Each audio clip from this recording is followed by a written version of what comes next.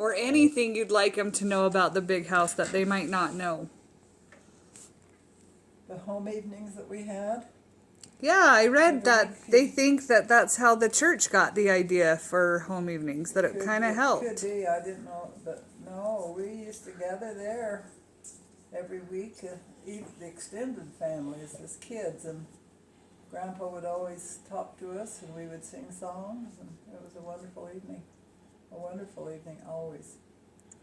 I remember well, there was a lot of little kids, because all of my brothers and sisters, it wasn't happening by the time you got down, but when I was born, Uncle Gene had 3 kids by then. Well, 2 really, and then Ilephon and me were the same age. And so, you know, as the families got bigger, you didn't get that crowd, but we sure did, even through Dean's age group, I'm sure there was home evenings there. Sitting on the porch with Grandpa, so we couldn't see, or difficult for him to even hear. And the joy it was, he loved his grandchildren. You know, no cattleman, you don't see that love for grandchildren that easily, but it was there, strong.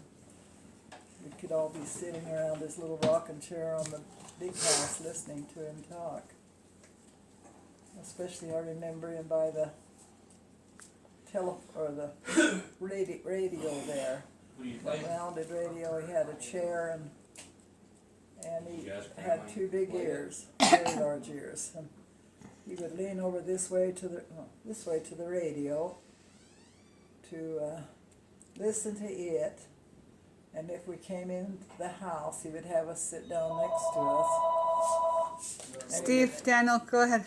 He would talk to us and ask us all kind of questions as to who we were and how we were there and everything.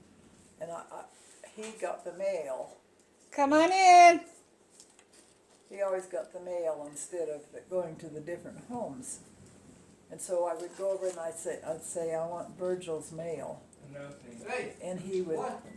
require Who are that I you? explain to him how I knew it was Virgil's mail. But I just remember his big ears as he'd lean over here to talk to me, or to the radio over to here. I remember the table, Daniel. big table surrounded with people, always, sometimes 2 or 3 different groups there. And as a little girl, No, it's okay. As a little girl, I would go over there in the evenings, because we always had bread and milk for supper, and they always had a good meal at night. So I would go over with hopes that I would get invited to the meal, and they required, of course, that we all kneel in prayer around the table, and Grandpa could say the longest prayer I've ever heard, and I used to kneel there wondering, is this worth it all? To get a good meal? Oh, but I remember so much the wonderful meals they had, and the people that came, leaders of the state and the church came there to that place a lot, and it was a... And Grandpa Flake was James M., the builder of the home, or who was what? James M. Flake. James M. Flake, and that. William Jordan had the Stinson Museum. That's what I thought. Yeah. No, I don't ever remember great grandpa in the home, but I was very young when he died. I was only about 3 or 4, I think. I do remember him in his casket in the big room. And Ilephon was so brave. She climbed up on top of the casket. We were the same age, and I was horrified. Which I don't think people were quite happy about, but she did. Anyway, Ilephon and I were the same age, just a few days apart. But it was just a happy place, always a happy place. And there was just always so many people around, but especially it was Grandpa. On a rocking chair on the front What was porch. Grandpa's name? James M. Flake. James M. Flake, of the James M. Flake who built it? He was the James. He M. was the Flake. James M. Flake who built it. I was trying to Yes. figure out how many Okay, William generations. James Flake built the Stetson, and James M., his son, built this. Okay. He was one of the older children of William J. Flake. A lot of the others were much younger. So he was very close to William J. Flake because of his age. He probably was the oldest son. I'd have to look and see, but I think he's the oldest son. That's what I understand. Okay. So they had a great bond, and he was also such a help to his father, always in what he needed and what he wanted. They had the only telephone in town, or for a long time, but there was only very few telephones in town. I remember going over to use their telephone to call somebody, and the person that had a little office over by where the social hall was in that area, and she would say, "They're not here. I just saw them go by in a car." And so that would be my answer. Or someone else had just tried to call them and they're not home. If I wanted to get somebody, because there were so few phones in town, she knew everybody and knew what they wanted and where they were and what they needed. So if you needed information, And how old were you when you did that? oh, I probably was 10 or more. At least that old when they got the first phone in there. So that phone was original to the building. I loved the machine that you could crank up and play records. That was unique to the community, really. And they had a lot of wonderful records to listen to. I remember the general authorities that kind of came there a lot. I think he was a counselor in the state presidency for a period of time. Mostly they were cattlemen and business people more than church leaders, but I think James M. Flake was in the state presidency for quite some time. I don't know, there's lots of wonderful memories in that home. The big men's, the one room where all the men slept. You know, you wonder when they had so many children. Well, the men just had that one big room. Where all the Where all the displays pic and displays are. that's what I was The men wondering. slept there, and the other two rooms on the opposite side of them, the blue room and the other room, had the girls had that. Different ones had upstairs. Dad said that the room upstairs they would use for kids that came for the academy sometimes. The academy kids stayed there. Kids coming from Flagstaff and areas like that were there in that upstairs. So Grandpa slept downstairs? The first floor, you don't know which is his room? No. Oh. I'm learning all of this. Okay, you go up the stairs, and then you turn past the paintings, and then it's the corner room, just before that little outdoor patio. Okay. After that's his bedroom. It's a very sacred room to me. It used to see he filled a mission in England.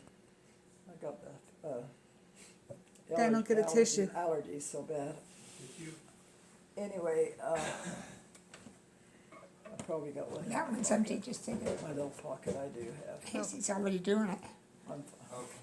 Anyway, his room used to have his whole wall covered with the what is the hunt they did in England always? My mind is slipping so The bad. fox hunt? The fox hunt, yeah. The series of pictures depicting the fox hunt were just all around his room. And then they had the big little place where he has this kind of little bookcase where he could sit at the desk and write. I don't know if you've seen it opened Yeah. up. And his bed over here. And the horns up above where he hung his coats and things.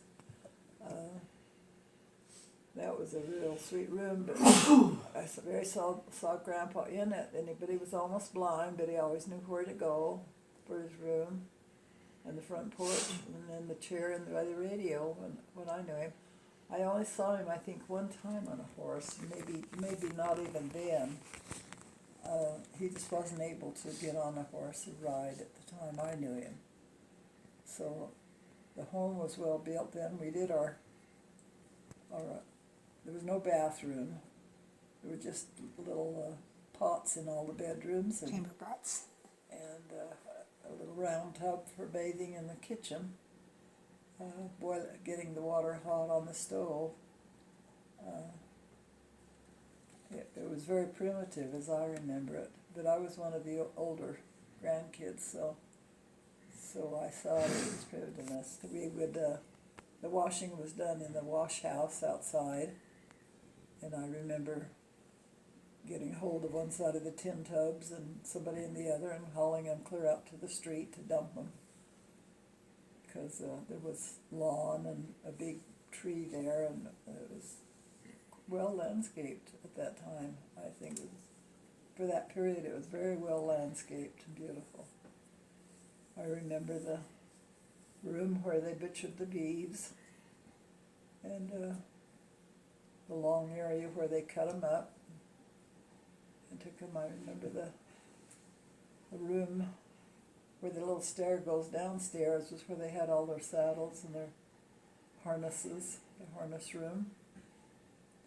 And the place where the well is was a very sweet place for us kids. We loved to bring the buckets of water up, and they always had a little hand-held cup that was hooked onto something that you could take the water out of the bucket and drink it, and everybody drank out of the same cup.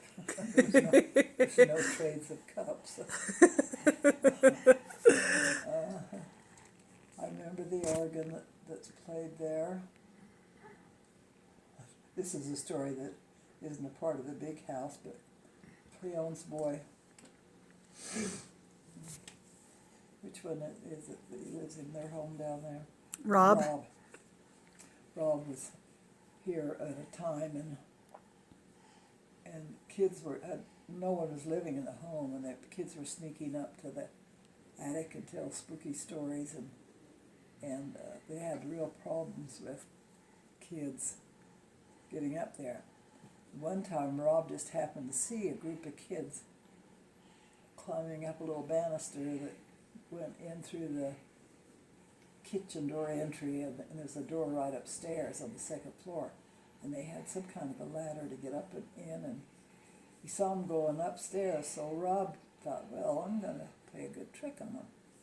So after they were all settled in, he went over, and he could hear them up there telling spooky stories and everything, and he started playing the organ with a spooky